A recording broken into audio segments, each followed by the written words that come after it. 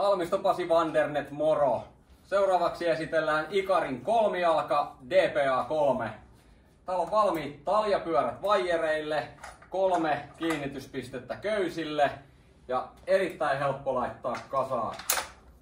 Täältä napeista painellaan ja saadaan levitettyä jalat sopivalle leveydelle.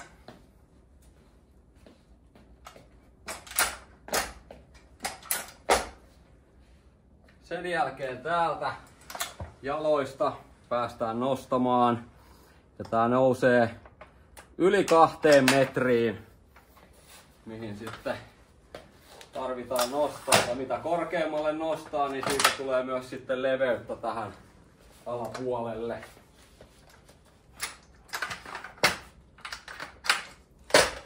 Noin. Sitten meillä on valmiiksi laitettu kiinnikkeet.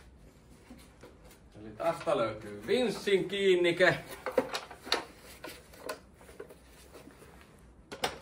Vinssi paikalleen. Noin, se on pikalukolla. Ja täältä sitten lähdetään pyörittelemään, niin saadaan vaijeri ulos.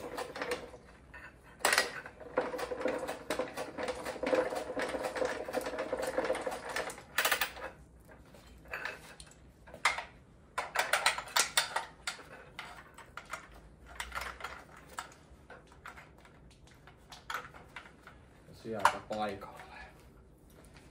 Sitten otetaan HRA, pelastusvinssi.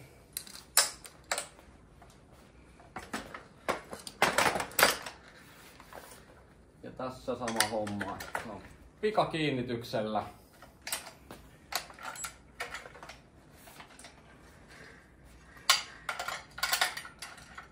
Ja sieltä vaijeri läpi ja paikalle.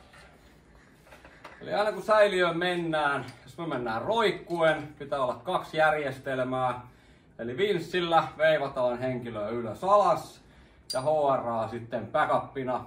Ja jos vinssiin tulisi joku vika tai muu ongelma, niin HRAsta löytyy pelastuskampi, niin saadaan sillä sitten nostettua henkilö ylös. Tai jos mentäisikin vaikka tikkaita pitkin, niin silloin meillä riittää pelkästään tää HRA.